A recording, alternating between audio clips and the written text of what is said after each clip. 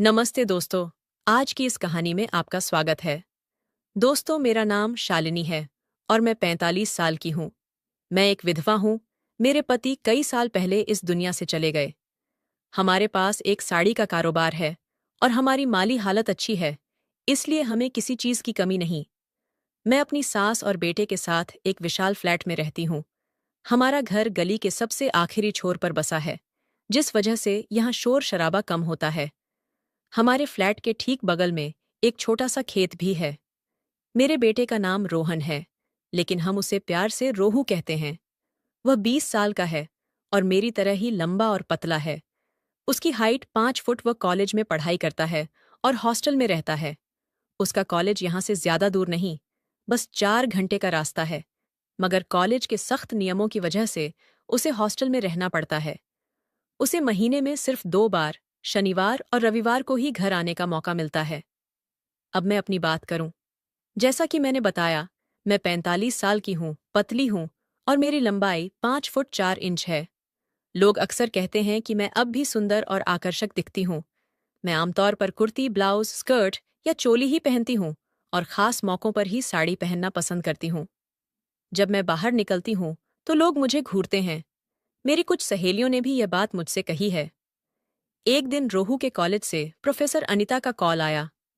उन्होंने बताया कि मेरा बेटा बहुत समझदार और तेज है, लेकिन हाल के दिनों में वह थोड़ा बीमार और उदास सा लग रहा है। उन्होंने सलाह दी कि मैं उसे कुछ दिनों के लिए घर बुला लूं, ताकि वह थोड़ा सुकून पा सके और पढ़ाई पर फिर से ध्यान दे सके। मैंने उनकी बात मान ली और रोहू को घर ले आई। हम दोनों शिक्षित हैं, इसलिए कभी-कभी अंग्रेजी में भी बातें करते हैं। रोहू के घर आने के बाद कुछ दिन ऐसे ही गुजर गए। सुबह मैं अपनी दुकान पर चली जाती और रोहू कभी-कभी गली के नुक्कड़ पर अपने दोस्तों से मिलने चला जाता। मुझे पता था कि वह वहां सिगरेट पीता है, लेकिन मैंने उससे इस बारे में कुछ नहीं कहा। दोस्तों, एक शनिवार की घटना बताती हूँ। उस दिन मुझे शाम को एक महिला समारोह में जाना था और मेरी सास भी अपने भक्ति सभा के लिए बाहर गई हुई थीं। घर पर मैं अकेली थी। शाम के करीब 6:30 थे। मुझे तैयार होना था, लेकिन मेरी नीली सिल्क की साड़ी कहीं नहीं मिल रही थी। मैं उसे ढूंढते ढूंढते रोहू के कमरे में पहुंच गई। तभी रोहू ने अचानक कहा, मम्मी, मैं दोस्तों के साथ बाहर जा रहा हूं, और तेजी से निकल गया। मैंने भी उसे हाँ में जवाब दे दिया। फिर मैं अपनी साड़ी ढूंढने लगी। तभी मेरी नज़र रोहू के बिस्तर के नीचे पड़ी और वहां मुझे अपनी वही नीली सिल्क की साड़ी दिखी। मैंने सोचा, ये यहां कैसे आई? लेकिन उस वक्त मेरे पास सोचने का समय नहीं था, क्योंकि मुझे समारोह में देर हो रही थी। मैंने जल्दी से साड़ी उठाई और पहनने लगी, लेकिन जैसे ही मैंने उसे पहना, मुझे कुछ गीला और चिपचिपा सा लगा। मैंने फटाफट साड़ी उतारी और देखा तो उस पर कुछ गाढ़ा सा निशान था। मैं हैरान हुई कि ये क्या है। फिर मुझे एहसास हुआ कि ये मेरे बेटे की करतूत है। मैं सोच में पड़ गई कि रोहू ऐसा क्यों कर रहा है, लेकिन उस वक्त मेरे पास वक्त नहीं था, तो मैंने वहीं साड़ी पहन ली और निकल गई। थोड़ी देर बाद मुझे अजीब सा मजा आने लगा। अगले दिन भी कुछ ऐसा ही हुआ। सुबह जब मैं दुकान के लिए तैयार हो रही थी, रोहू बाथरूम से जल्दी में बाहर आया और बोला, मम्मी, मैं बाहर जा रहा हूं। मैंने हाँ कह दिया और वह चला गया। मैं कपड़े बदल रही थी, तभी मेरी नज़र बाथरूम में पड़े एक कपड़े पर गई। उसे देखकर मैं हल्के से मुस्कुराई, क्योंकि अब मुझे ये सब अच्छा लगने लगा था। फिर रविवार को मुझे अपने महिला ग्रुप के एक आयोजन में जाना था। शाम का वक्त था। सास सत्संग के लिए गई हुई थीं और रोहू अपने कमरे में था। थोड़ी देर बाद वह जल्दी से बाहर आया और बोला, मम्मी, मैं जा रहा हूं। मैंने उसे जाने दिया। उसके जाने के बाद मैंने उसका बिस्तर ठीक करने के लिए चादर और तकिया उठाया। तभी मेरी नज़र नीचे गई और फिर वही चीज़ दिखी। अब ये सब मुझे सचमुच पसंद आने लगा था।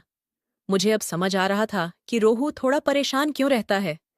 शायद उसे ये सब रोमांचक लगता हो। हाँ, वह अब जवान हो रहा है, लेकिन मेरे कपड़े क्यों इस्तेमाल करता है? ये सवाल मेरे मन में बार बार उठ रहा था। फिर मैंने सोचा कि क्यों न मैं जानबूझकर अपने पसंदीदा कपड़े उसके कमरे में या आसपास छोड़ दूं। कुछ दिनों बाद एक रविवार की दोपहर को मैंने फैसला किया कि आज दुकान से जल्दी घर आ जाऊंगी, क्योंकि शाम को सास सत्संग में जाने वाली थीं। मैंने दुकान की लड़कियों को कह दिया कि आज मैं जल्दी जा रही हूं और शाम को नहीं लौटूंगी तो वे दुकान संभाल लें। शाम को मैंने कुछ नया करने का सोचा। मैं चुपके से रोहू के कमरे में गई, कपड़े बदले और कुछ कपड़े वहां जानबूझकर छोड़ दिए, ये देखने के लिए कि वह क्या करता है। फिर मैं अपने काम में व्यस्त हो गई।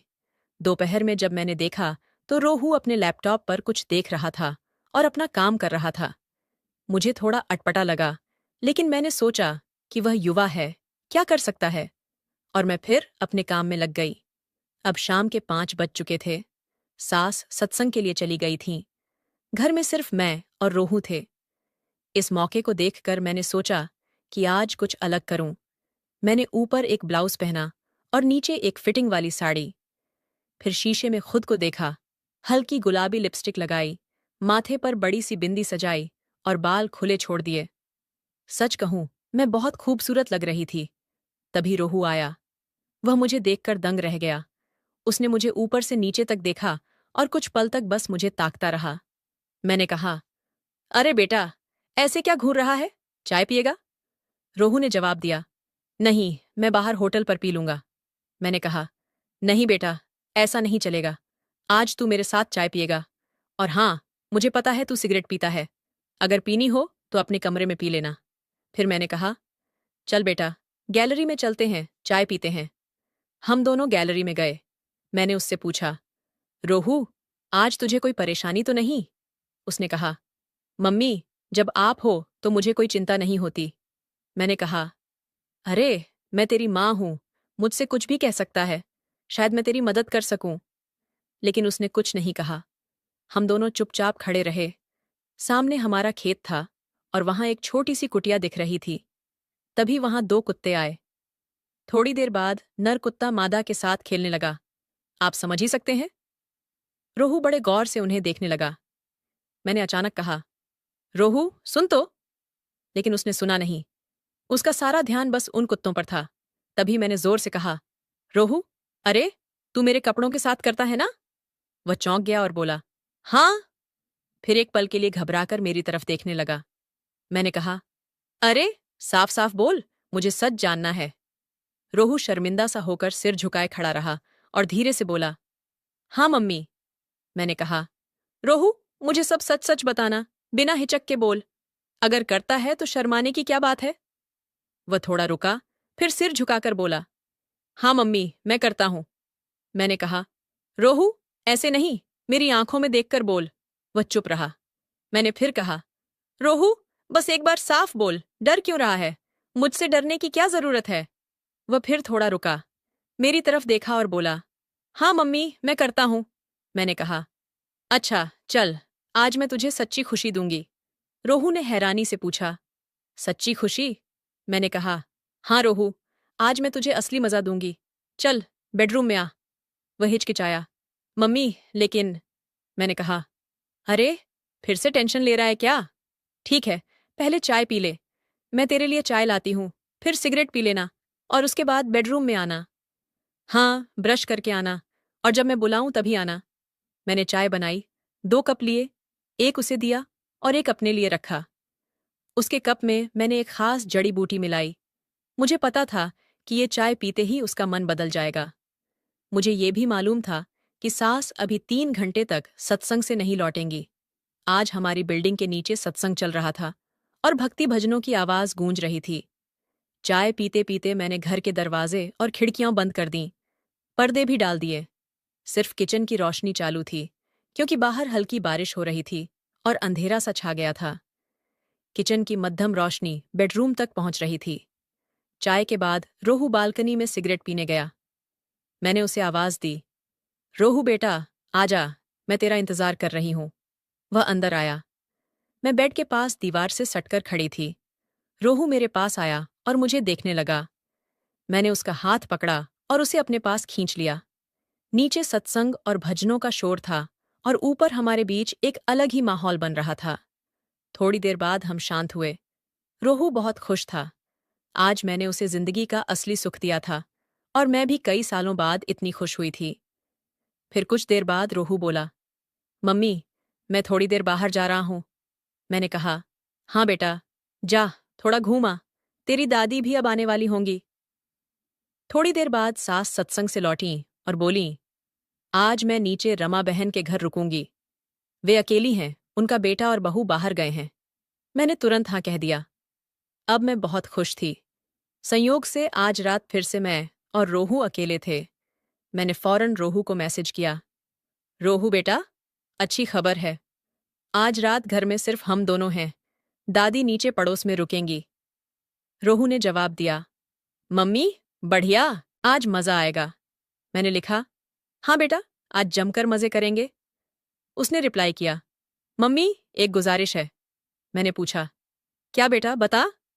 उसने लिखा, मम्मी, एक चीज करोगी। मैंने कहा, हाँ, बोल क्या। फिर मैंने लिखा, आते वक्त व्हिस्की लेते आना, आज थोड़ा पिएंगे। मुझे पता है तू दोस्तों के साथ पीता है। रोहू ने जवाब दिया, हाँ मम्मी, जरूर। फिर उसने लिखा, मम्मी, आज तुम मेरे साथ सिगरेट भी पीना, मुझे पता है तुम भी पीती हो। मैंने लिखा, हाँ बेटा, जैसा तू कहे वैसा होगा। फिर एक और मैसेज किया, कभी कभी मैं तुझे एक खास सिगरेट भी दूंगी। रात हो चुकी थी। सास नीचे पड़ोस में चली गई थी। रात के 10 बज गए थे। मैंने रोहू को मैसेज किया, बेटा कहाँ है। उसने जवाब दिया, मम्मी, रास्ते में हूं, एक दोस्त मिल गया था इसलिए थोड़ी देर हो गई। मैंने लिखा, ठीक है। उसने फिर लिखा, मम्मी, आज हल्का खाना खाएंगे। मैंने कहा, ठीक है, जैसा तू चाहे। फिर मैंने मैसेज किया, आज तू अपने पापा की जगह ले, ये मंगलसूत्र मुझे पहना दे। रोहू ने जवाब दिया, हाँ मम्मी, मैं पहनाऊंगा, लेकिन तू मुझे अपना बेटा ही बुलाना। मैंने लिखा, हाँ बेटा, मैं तुझे अपना बेटा ही कहूंगी। उसने स्माइली भेजी। थोड़ी देर बाद वह घर आया। साथ में पिज्जा लाया था और व्हिस्की, वाइन और बियर भी थी। मैंने कहा, रोहू, तू पहले फ्रेश हो जा, मैं भी अभी तैयार होकर आती हूं। मैंने कपड़े बदले और डाइनिंग टेबल सजाई। तब तक रोहू भी आ गया। फिर हमने साथ में पीना शुरू किया। पहले वाइन ली, फिर व्हिस्की पी। अब हम एक दूसरे को देख रहे थे। मैंने अपना मंगलसूत्र निकाला और रोहू को दिया। हमने और व्हिस्की पी और उसने भी ली। फिर हमने मोमबत्ती की रोशनी में डिनर किया। हल्की हंसी, ग्लासों की टकराहट और मोमबत्ती की मध्यम रोशनी ने माहौल को खास बना दिया। शायद व्हिस्की का नशा अब चढ़ रहा था। रोहू ने मेरा हाथ पकड़ा, हल्के से दबाया और मुस्कुराते हुए बोला, तुम्हें पता है, जब तुमने मुझे मंगलसूत्र दिया तो लगा कि तुमने मुझे हमेशा के लिए अपना लिया। मैंने उसकी आंखों में देखा, जहां कुछ अनकही बातें थीं। मैंने धीरे से कहा, रोहू, तू पहले से मेरा है, इसमें कहने की क्या बात। उसने शरारती अंदाज में कहा, अच्छा, लगता है मैं हवा में उड़ रहा हूं। हम दोनों हंस पड़े। रोहू ने मुझे गले लगाया और बोला, तुम साड़ी में बहुत सुंदर लगती हो। उसने मुझे गौर से देखा और कहा, ये रात सिर्फ हमारी है। मैंने सिर झुकाया और उसे गले लगाया। मोमबत्ती की रोशनी, हल्का संगीत और हमारे दिलों की धड़कनें ही अब हमारे बीच थीं। उस रात चांद भी चांदनी बिखेर रहा था, जैसे हमारी इस खास रात का साक्षी बनना चाहता हो। हवाएं भी हमारी चुप्पी में कुछ गुनगुना रही थीं। मैंने रोहू के कंधे पर सिर रखा और कहा, काश ये रात कभी न खत्म हो। उसने मुझे और पास खींचा और बोला, ऐसी ही रहेगी। और वो रात हमारी जिंदगी में हमेशा के लिए यादगार बन गई। तो दोस्तों, ये थी हमारी छोटी सी कहानी। आपको ये कैसी लगी, कमेंट में ज़रूर बताएं। अगर पसंद आई तो लाइक करें और दोस्तों के साथ शेयर करें। ऐसी ही मज़ेदार कहानियों के लिए हमारे चैनल को सब्सक्राइब करें और बेल आइकन दबाना न भूलें, ताकि कोई भी कहानी मिस न हो। धन्यवाद।